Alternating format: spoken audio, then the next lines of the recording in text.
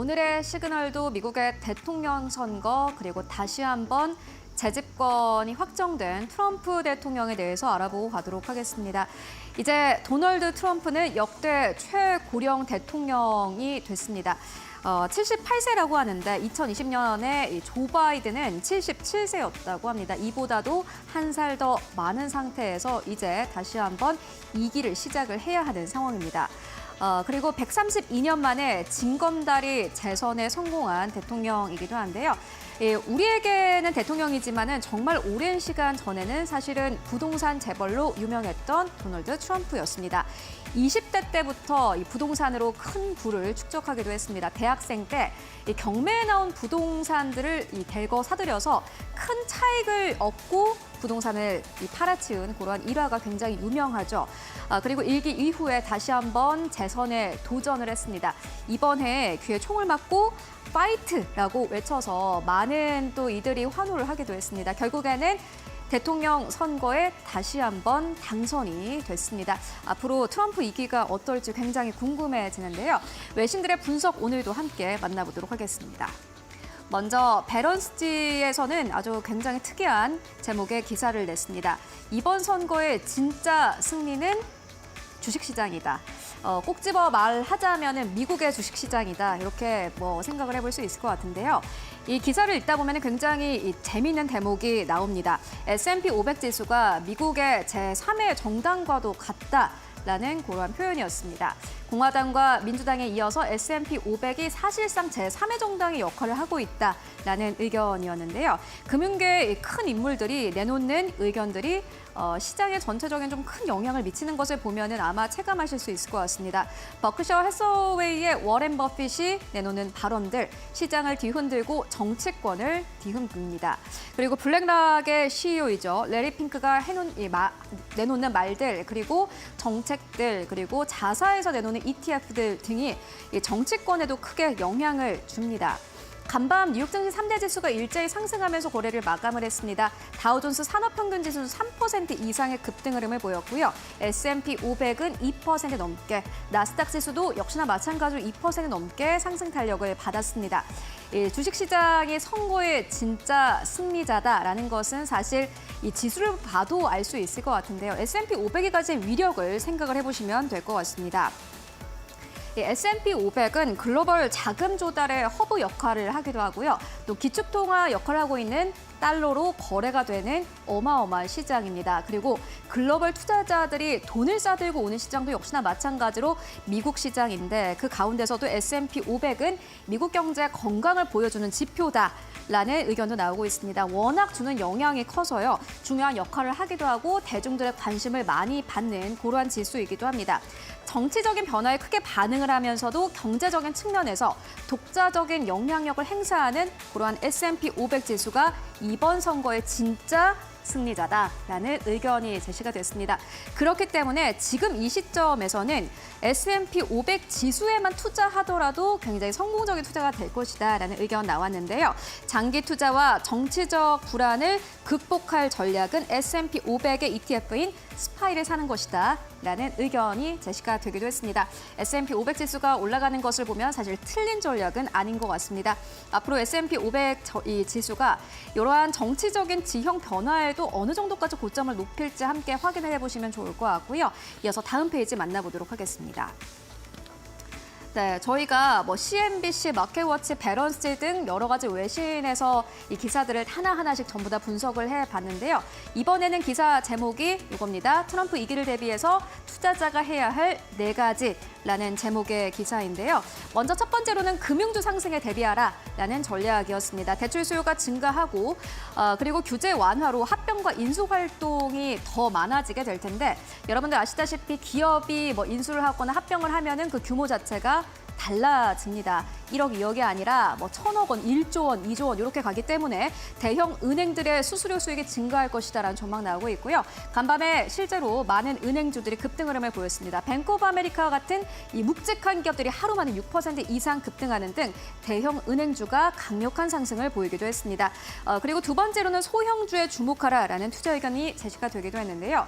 러셀 인천 지수가 급등 흐름을 보였습니다. 중소형주 쪽으로 다시 한번 거래 대금이 의견들이 좀 크게 몰리고 있는 상황인데 보호무역주의 정책이 강화되고 있고 관세 정책과 기업 세금 감면에 따라서 소형주들이 더 크게 수혜를 볼 것이다라는 기대감도 나오고 있습니다.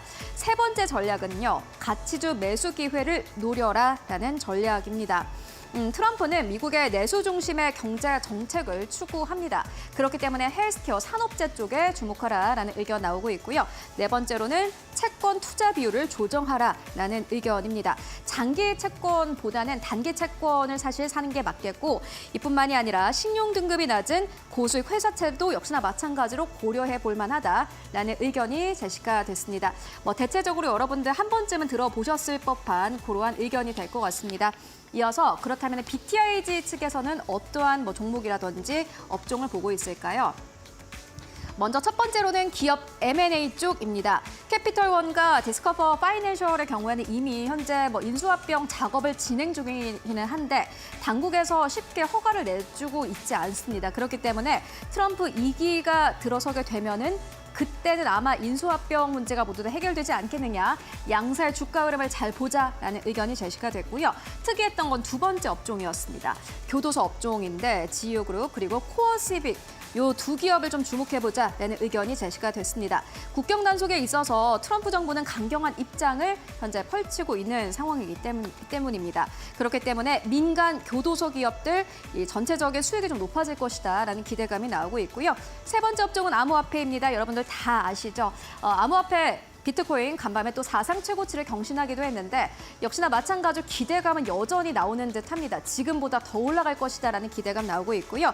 마지막으로는 건강저축계좌입니다. HSA 쪽 트럼프가 밀고 있는 정책이기도 한데 그렇기 때문에 한국의 바이오주들도 역시나 마찬가지로 HSA와 연결되는 기업들을 함께 찾아보시는 것도 어려운 시장에서 어떠한 좀 포인트가 되지 않을까 하는 생각이 들고요. 이어서 우리가 또 이 사람을 좀 빼놓고는 이야기할 수가 없을 것 같습니다. 일론 머스크입니다. 트럼프 유세장이 함께 따라다니면서 이렇게 방방 뛰는 모습이 사진으로 찍히면서 많은 투자자들이 환호를 하기도 하고 또 비난을 하기도 했습니다. 다만 테슬라의 주주분들은 좀 좋으실 것 같습니다. 가만히 있어도 이렇게 수장이 직접 나서서 대통령이 될 사람을 미리 낙점해서 본인이 엄청난 돈을 쏟아부었기 때문인데요. 웨드 부시는요, 이렇게 이야기를 했습니다. 트럼프의 승리는 사실 전기차 시장에는 장벽이 될 수는 있겠지만은 테슬라 주가는 앞으로 40에서 50달러는 무난하게 더 올라갈 것이다. 라는 이러한 기대감을 나타내기도 했습니다. 요거는 어제 나온 이 의견이기도 한데 간밤에 테슬라가 16% 넘게 급등 흐름을 나타내기도 했습니다. 그리고 일론 머스크뿐만이 아니라 사실 테슬라가 가지고 있는 기업의 본질을 봐도 그러한데요. 현재 이 트럼프는 전체적으로 인플레이션 감축 법안을 현재 폐기하는 것을 고려하고 있다라는 이러한 의견들 제시가 되고 있습니다. 다만 인플레이션 감축 법안이 폐기가 되더라도 테슬라는 전혀 문제가 될 게 없다 이겁니다. 왜냐하면 이미 보조금을 많이 받는 기업이 아니기 때문에 보조금 정책이 없어지더라도 사실 테슬라 수익에는 크게 영향이 없을 것이다라는 이야기가 나오고 있고요. 오히려 지원이 적어지게 된다면은 경쟁이 줄어드는 것이기 때문에 테슬라의 독주가 예상된다라는 전망도 함께 나오고 있습니다. 그리고 일론 머스크가 이렇게 정치권에 발을 들이는 것에 대해서 처음 있는 일은 아니다라는 의견도 함께 제시가 됐는데요. 로이터 통신은 이렇게 이야기를 했습니다. 길디드 에이지, 이때가 좀 생각이 난다. 황금기가 좀 생각이 난다라는 이야기를 했는데 대표적으로 JP 모건 그리고 록펠러를 생각을 해보시면 될 것 같습니다. JP 모건은 금융가입니다. 금융 쪽에 엄청난 인물인데 그때 당시에 전체적인 정부의 정책에 영향을 줬다고 합니다.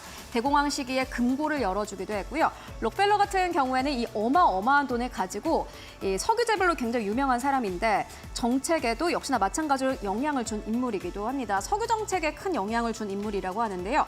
이 두 인물을 생각을 해봤을 때 일론 머스크가 앞으로 정책에 줄 영향을 함께 생각해 볼 필요가 있다라는 의견이 함께 제시가 되기도 합니다. 관련된 주가 흐름 그리고 앞으로 일론 머스크가 정책에는 어떠한 영향을 미칠지를 함께 확인을 해보시는 것도 시장의 관전 포인트가 될 것 같습니다. 그렇다면 현재 증권가에서는 전체적인 시장 분위기를 어떻게 보고 있을까요? 먼저 트위스트입니다. 앞서서 저희가 좀 소형주가 유리할 것이다라는 이 증권사의 전망을 전해드린 바 있는데 트루이스트는 소형주가 단기적으로 유리하기는 하겠지만은 장기적으로는 경제 회복이라든지 금리 상승에서 균형을 맞춰라라는 투자 의견을 제시하기도 했습니다. 지금 단기적인 흐름에 너무 따라가지 마라라는 이 자의적인 해석을 좀 해볼 수 있을 것 같고요. MAI 캐피털 측에서는 인플레이션에 대한 우려가 있다. 트럼프 대통령이 만약에 관세를 올려서 인플레이션에 대한 우려가 나올 수는 있겠지만은 미국 기업은 이미 너무나도 강하기 때문에 사실 크게 우려를 할 필요가 없다라는 의견도 함께 제시가 됐습니다. 굉장히 긍정적이라고 볼 수 있겠고요. 세 번째는 트루이스트인데 세금 인하가 주식시장에 추가적인 모멘텀이 되려면 더 높은 기준을 충족해야 된다. 지금 주식시장의 수준이 너무나도 높은 상황이다라는 다소 보수적인 의견을 함께 제시하기도 했습니다. 바이탈 놀리지는 국채금리가 급등이 계속되면은 주식시장의 랠리가 멈춰설 것이다라는 전망을 함께 내놓기도 했고요. JP모건은 이렇게 이야기를 했습니다. 1기와는 2기와는 다르다. 8년 전과는 경기 사이클 자체가 다르다.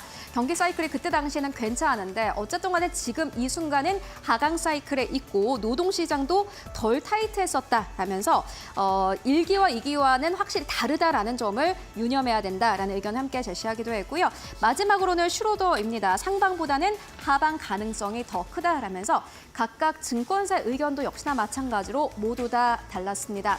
미국 시장이 앞으로 더 올라갈 것인지 아니면 여기서 멈춰설 것인지 아무도 모릅니다. 다만 한국 시장의 영향을 좀 생각을 해보실 필요가 있을 것 같습니다. 여기서 만약에 멈춰서게 된다면은 한국 시장의 영향은 더 클 것으로 보여지는데요. 앞서서 만나봤던 수혜 업종들, 피해 업종들 함께 한국의 기업들과 연계해서 함께 살펴보시면 좋을 것 같습니다.